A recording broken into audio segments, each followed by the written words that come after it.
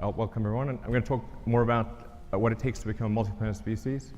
And just a brief refresher on why this is important. I think fundamentally, the future is vastly more exciting and interesting if we're a spacefaring civilization and a multi-planet species than if we're not. You want to be inspired by things. You want to wake up in the morning and think the future is going to be great. And that's what being a spacefaring civilization is all about. It's about believing in the future and thinking that the future will be better than the past. And I can't think of anything more exciting than going out there and being among the stars. That's why. So let me go into more detail on becoming a multi-planet species. This is the updated design for well, we're sort of searching for the right name, but the code name at least is BFR.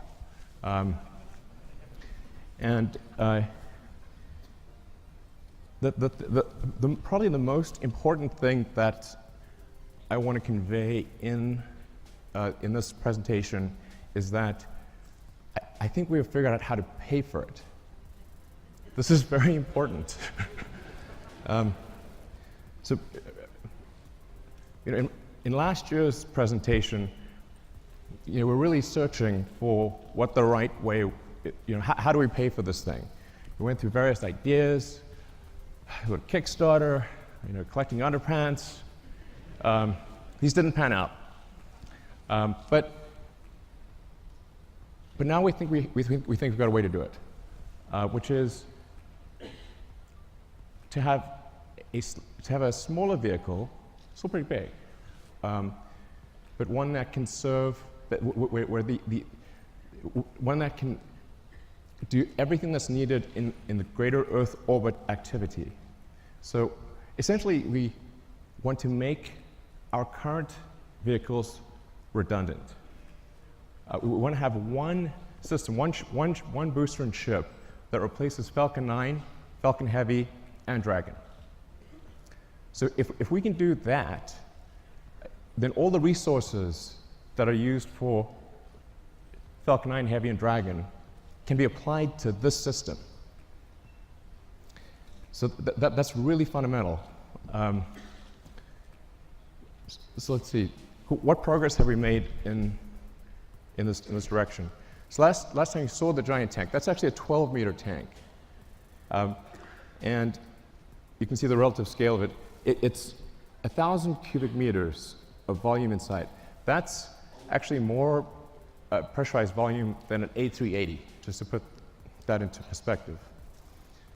We developed a new carbon fiber matrix that's much stronger and more capable at cryo than anything before, and it holds 1,200 tons of liquid oxygen. So we tested it. So we successfully tested it up to its design pressure, and then went a little further. So we wanted to see where it would break, and we found out where it would break. It shot about 300 feet into the air and landed in the ocean. We fished it out, but we've now got a pretty good sense of what it takes to create a huge carbon fiber tank that can hold cryogenic liquid. That's actually extremely important for making a light spaceship. The next key element is on the engine side. We have to have an extremely efficient engine. So the Raptor engine will be the highest thrust to weight engine, we believe, of any engine of any kind ever made.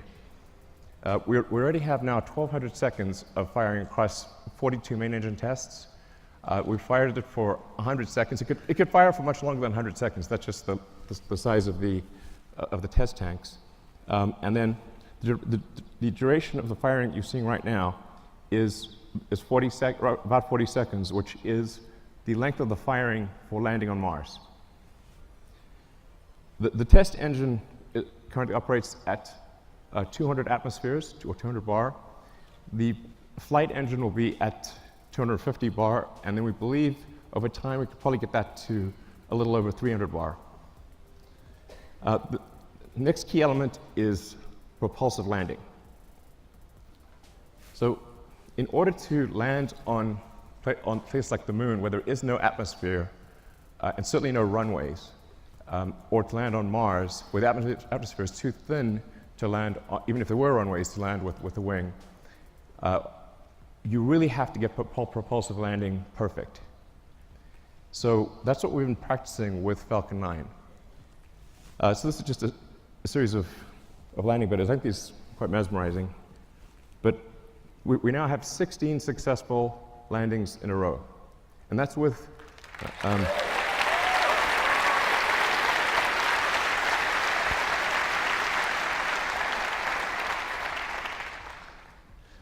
so it's 16 in a row, and that's with really without any redundancy.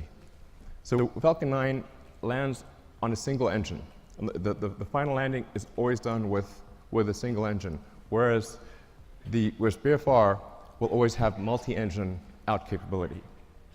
So if you can get to a very high reliability with even a single engine, and then you can land and then you can land with either of two engines, I think we can get to a landing reliability that is on par with the safest commercial airliners. So you can essentially count on the landing. It's not like you want minimum pucker factor on the landing. So,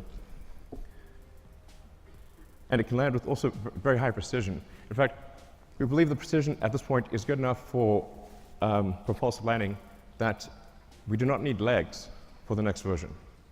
It will literally land with so much precision, it will land back on its launch mounts. So the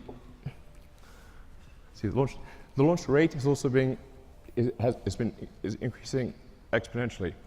Particularly when you take tanking or refilling on orbit into account, and taking the idea of establishing a self-sustaining base on Mars or the moon or elsewhere seriously, you need ultimately thousands of ships and tens of thousands of retanking or refilling operations, which means you need many launches per day. You really need to be looking, in terms of how many landings are occurring, you need to be looking at your watch, not your calendar. So while this is quite a high launch rate that we're talking about here, by conventional standards, it's still a very small launch rate compared to what will ultimately be needed. But just for those who are unfamiliar with how many orbital launches occur every year, it's approximately 60 orbital launches occur per year, which means if SpaceX does do something like 30 launches next year, it'll be approximately half of all orbital launches that occur on Earth. The next thing is a key technology is automated rendezvous and docking. So in order to retank or refill the spaceship in orbit, you have to be able to rendezvous and dock with the spaceship with very high precision and transfer propellant. So that's one of the things that we've perfected with Dragon. Dragon 1 will do an automated rendezvous and docking without any pilot control to the space station. Dragon 1 currently uses the Canadarm for the final placement onto the space station. Dragon 2, which launches next year, will not need to use the Canadarm. So Dragon 2 will directly dock with the space station. And it can do so with zero human intervention. So you just press go, and it will dock. Dragon has also allowed us to perfect heat shield technology. So when you enter at high velocity, you'll melt almost anything. The reason meteors don't reach Earth is they melt or disintegrate before they reach the ground, unless they're very big. So you have to have a sophisticated heat shield technology that can withstand unbelievably high temperatures, and that's what we've been perfecting with Dragon, and also a key part of any planet colonizing system. Next slide. So Falcon 1, this is where we started out. A lot of people really only heard a SpaceX relatively recently. So they may think, say, Falcon 9 and Dragon just instantly appeared, and that's how it always was. But it wasn't. We started off with just a few people who really didn't know how to make rockets. And the reason I ended up being the chief engineer or chief designer was not because I wanted to, it's because I couldn't hire anyone. Nobody good would join. So ended up being that by default. And I messed up the first three launches. The first three launches failed. Unfortunately, the fourth launch, which was that was the last money that we had for Falcon 1, the fourth launch worked, or that would have been it for SpaceX. But fate liked us that day. So the fourth launch worked. And it's interesting, today is the 9th anniversary of that launch. So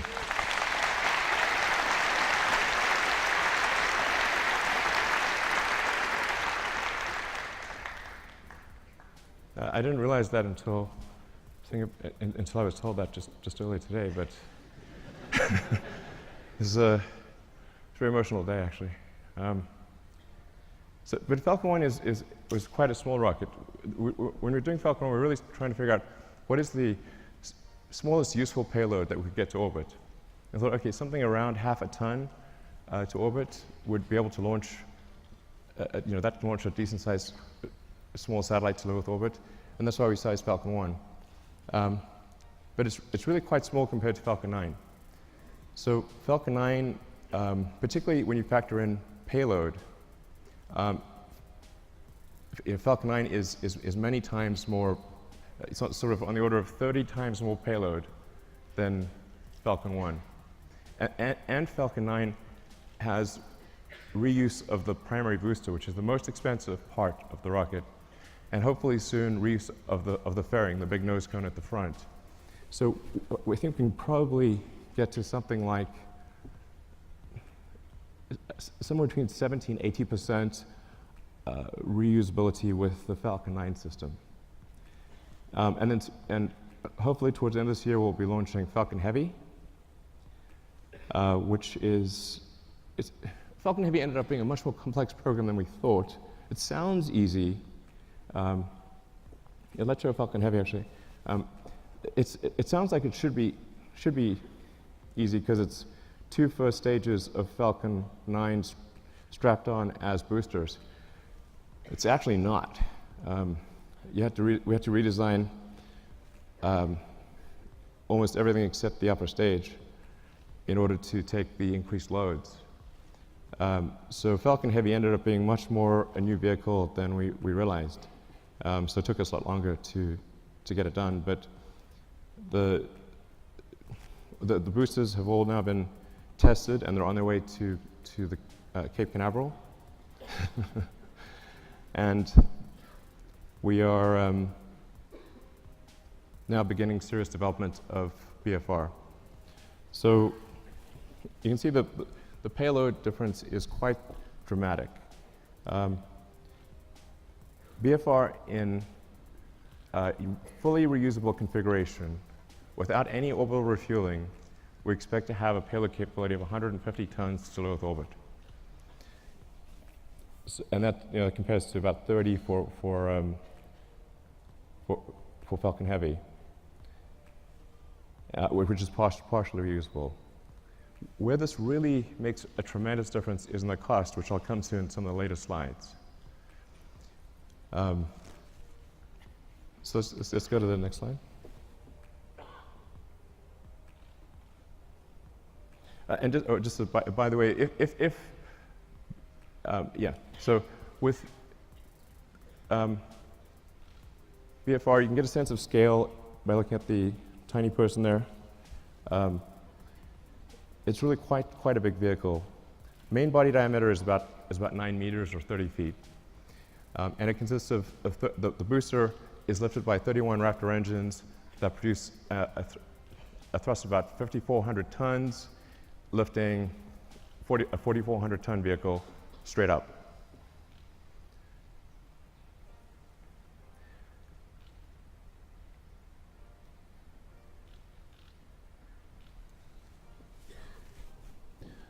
So then, just the basics about the ship: 48-meter length.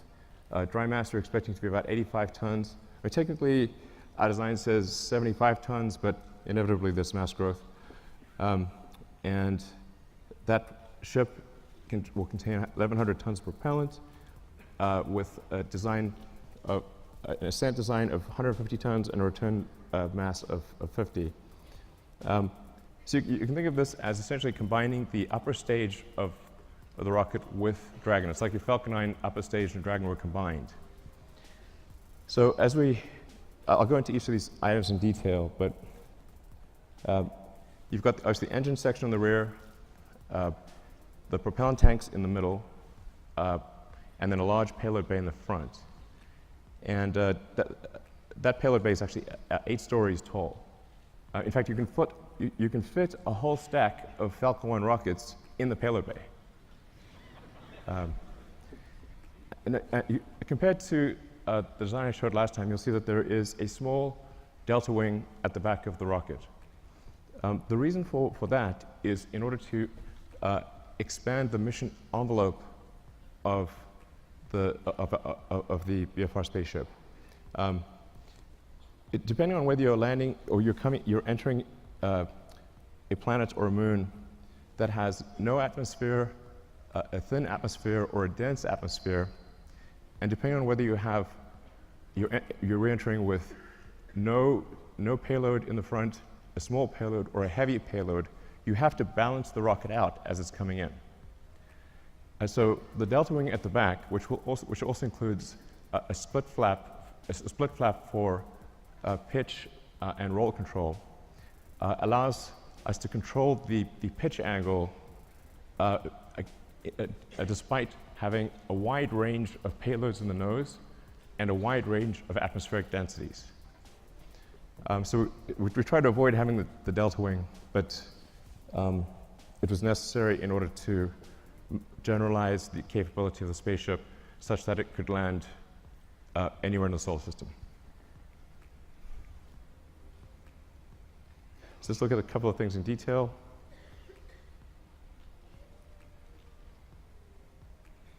So the cargo area has a pressurized volume of 825 cubic meters. This also is greater than the pressurized area of an A380.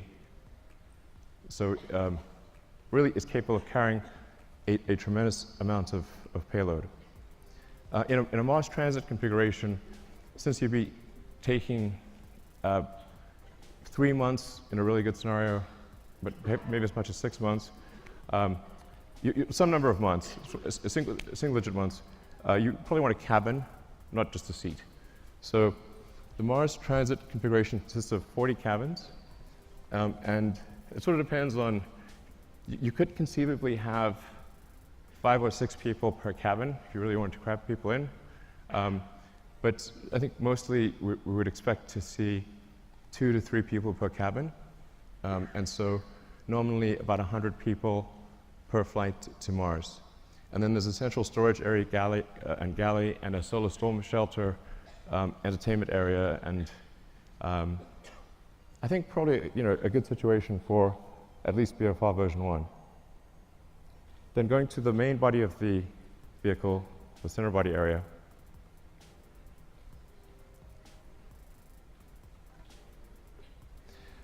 This is where the propellant is located. And this is subcooled methane and oxygen. So as you chill the methane and oxygen below its liquid point, you get a fairly meaningful density increase.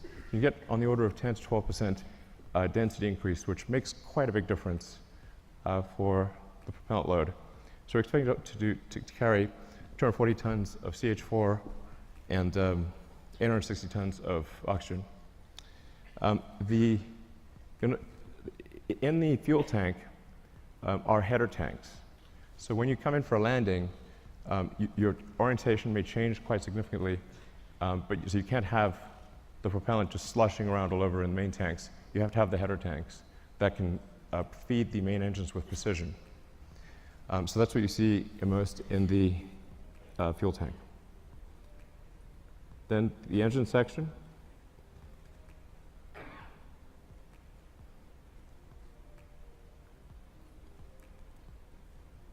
So the ship engine section consists of four vacuum Raptor engines and 2 sea-level engines. So all 6 engines are capable of gimbaling. The engines with the high expansion ratio have a relatively smaller gimbal area or gimbal range and a slower gimbal rate. The 2 center engines have a very high gimbal range and can gimbal very quickly. And you can land the ship with either one of the 2 center engines. So when you come in for a landing, it will light both engines, but if one of the center engines fails at any point, it will be able to land successfully with the other engine. And then within each engine, there's a great deal of redundancy. So we want the landing risk to be as close to 0 as possible. And then some basic stats about the engines. The sea-level engines are about a 330 ISP at sea level. The upper stage engine is 375. Now, this is version 1. So I think over time, there's potential to increase that specific impulse by 5 to 10 seconds. And as I was mentioning, also increase the chamber pressure by 50 bar or so. And then for refilling, where you just saw the 2 ships would actually mate at the rear section. They would use the same mating interface that they use to connect to the booster on liftoff. So we'd reuse that mating interface and reuse the propellant fill lines that are used when the booster is, when the ship is on the booster. And then to transfer propellant, it becomes very simple. Use control thrusters to accelerate in the direction that you want to empty. So, if you accelerate in this direction, propellant goes that way, and you transfer the propellant very easily into from the tanker to the ship. So going to rocket capability. This gives you sort of a rough sense of rocket capability, starting off at the low end with the Falcon 1 at a half ton, and then going up to BFR at 150. So I think it's important to note that the BFR has more capability than Saturn V, even with full reusability. But here's the really important fundamental point. Let's look at the launch cost.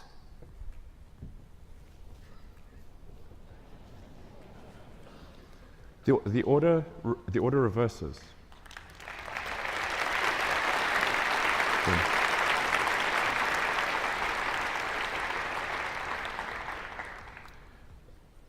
Now, at first glance, this may seem ridiculous, but it's not. The same is true of aircraft. If you bought, say, a small single-engine turboprop aircraft, that would be $1.5 to $2 million.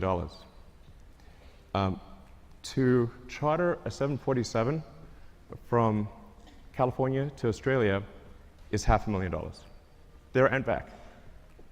The single-engine turboprop can't even get to Australia. So a fully reusable system, a fully reusable giant aircraft like a 747 costs a third as much as an expendable tiny aircraft. In one case, you have to build an entire aircraft. In the other case, you just have to refuel something. So it's really crazy that we build these sophisticated rockets and then crash them every time we fly.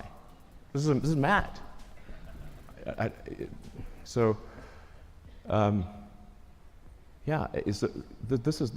can't emphasize how profound this is and how important reusability is. And often I'll be told, but you could get more payload if you made it expendable.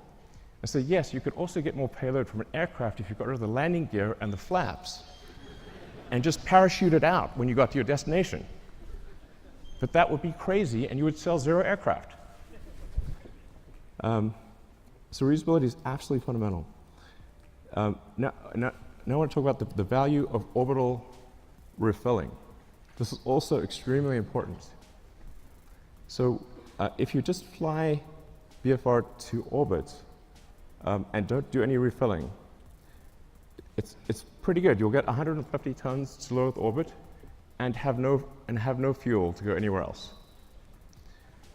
However, if you send up tankers and refill in orbit, you can refill the tanks all the way to the top and get 150 tons all the way to Mars.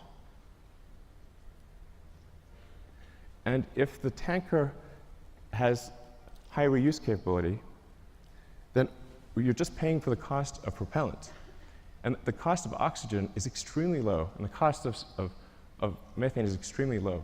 So if that's all you're dealing with, the cost of refilling your spaceship on orbit is tiny, and you can get 150 tons all the way to Mars. So automated rendezvous and docking and refilling, absolutely fundamental. So then getting back to the question of how do we pay for this system, this was really, as I said, quite a profound, I wouldn't call it a breakthrough, but realization that if we can build a system that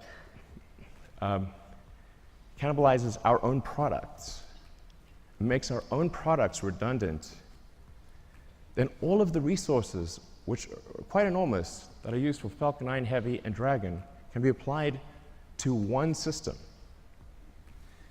Some of our customers are conservative, and they want to see BFR fly several times before they're comfortable launching on it. So what we plan to do is to build ahead and have a stock of Falcon 9 and Dragon vehicles, so that customers can be comfortable. If they want to use the old rocket, the old spacecraft, they can do that, because we'll have a bunch in stock.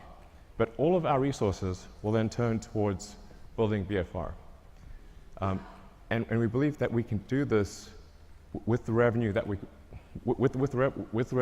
receive for launching satellites and for servicing the space station.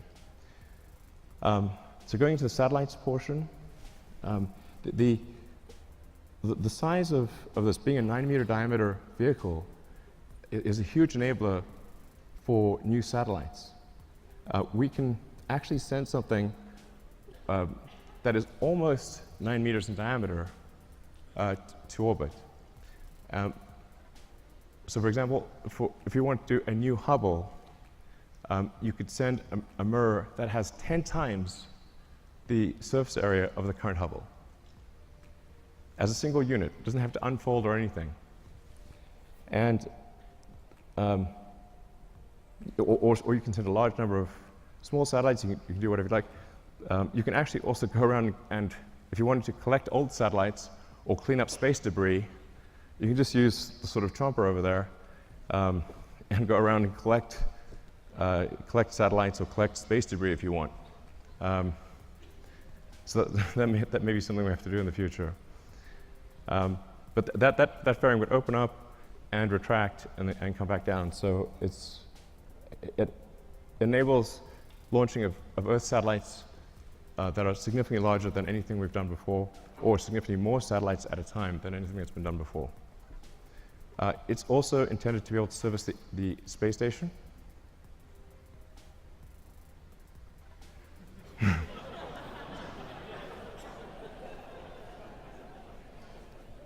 I know it looks a little big relative to the space station, but the shuttle also looked big, so it'll work.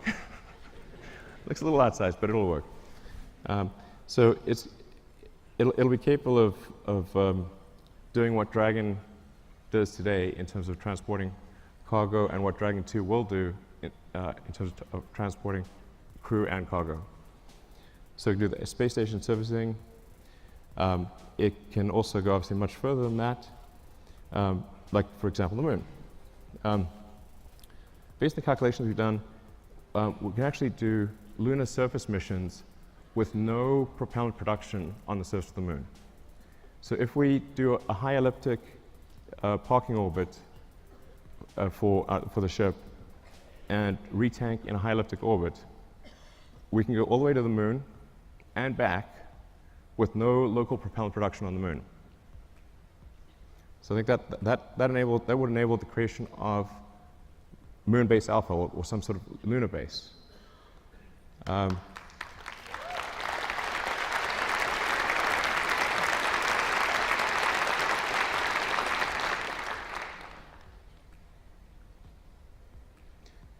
Yeah, it's quite captivating. So you can also see, for example, how do you transfer cargo from the cargo bay down to the ground is a crane. It's not very complicated.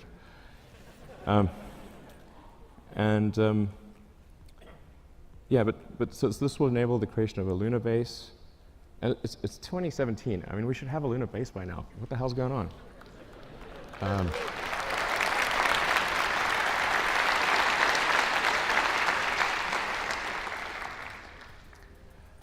And then, of course, Mars, becoming a multi-planet species. Beats the hell out of being a single-planet species. So, yeah, so we'd start off by sending a mission to Mars, where it would be obviously just landing on rocky ground or dusty ground. And it's the same approach that I mentioned before, which is you send the spaceship up to orbit, you retank it or refill it until it has full tanks, and it travels to Mars, lands on Mars. For Mars, you will need local propellant production, but Mars has a CO2 atmosphere and plenty of water ice. That gives you CO2 and H2O, so you can make therefore CH4 and O2. Criticism for why are you using combustion in rockets and you have electric cars? Like, well, there isn't some way to make an electric rocket. I wish there was. But in the long term, you can use solar power to extract CO2 from the atmosphere, combine it with water, and produce fuel and oxygen for the rocket. So the same thing that we would do on Mars, we could do on Earth in the long term. But that's essentially what happens. Similar to the moon, you land on Mars. The tricky thing with Mars is we do need to build a propellant depot to refill the tanks and return to Earth. But because Mars has lower gravity than Earth, you do not need a booster. So you can go all the way from the surface of Mars to the surface of Earth just using the ship. Albeit you need to go to a max payload number of about 20 to 50 tons for the return journey to work. But it's a single stage all the way back to Earth. And I'll show you so this is the true physics simulation.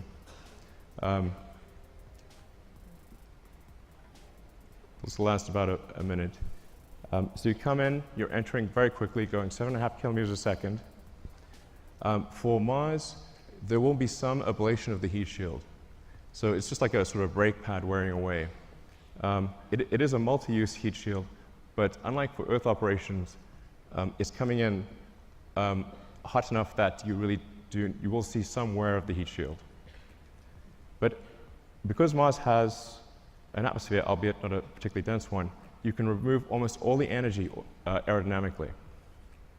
And we've proven out supersonic retropropulsion many times with Falcon 9, so we feel very comfortable about that. This is because it's sort of, you can see it's sort of a mesh system. It's not meant to be sort of particularly pretty because it's just trying to simulate the physics of it.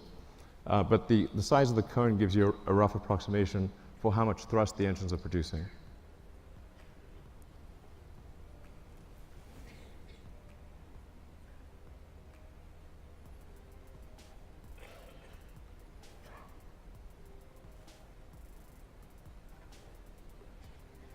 That's not a typo. although it is aspirational. So we've already started building the system. The tooling for the main tanks has been ordered. The facility is being built. We will start construction of the first ship around the second quarter of next year, so in about 6 to 9 months, we should start building the first ship. I feel fairly confident that we can complete the ship and be ready for a launch in about 5 years. 5 years seems like a long time to me. Yeah.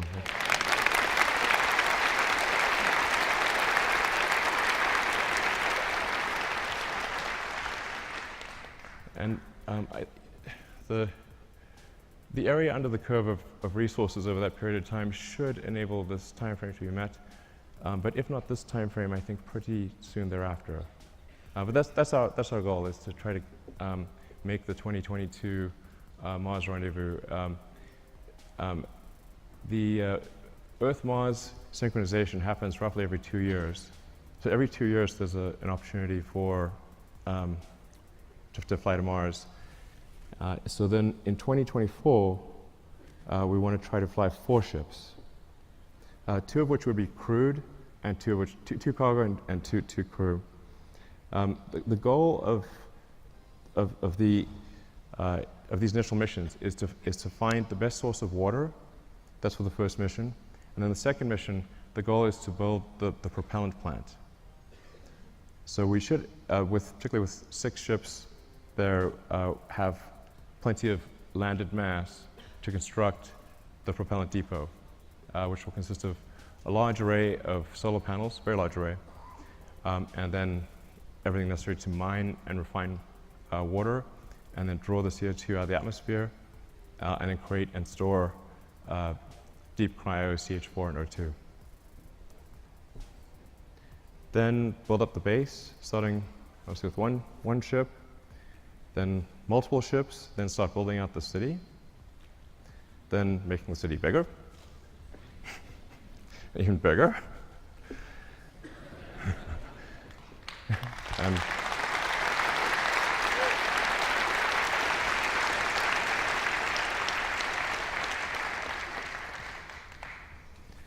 And over time, terraforming Mars and making it really a nice place to be. You can do it, Elon.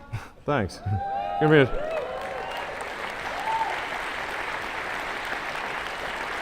I think that's quite a beautiful picture. And on the prior slide, it's interesting to know that on Mars, dawn and dusk are blue, and it's the sky. So the sky is blue in dawn and dusk, and red during the day. It's the opposite of Earth. And but there's something else. If you build a ship that's capable of going to Mars, well, what if you take that same ship and go from one place to another on Earth? So we looked at that, and the results are quite interesting. Let's take a look at that.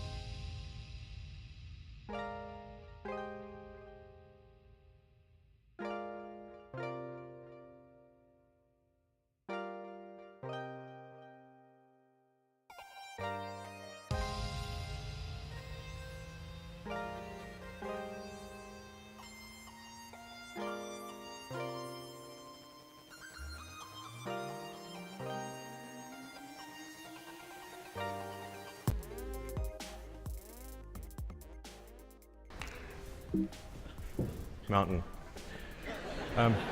So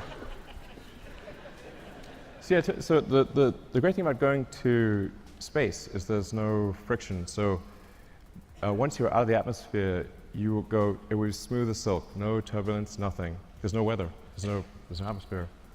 And you can get to most long distance places, like I said, in less than half an hour. And if we're building this thing to go to the moon and Mars, then why not go to other places on Earth as well?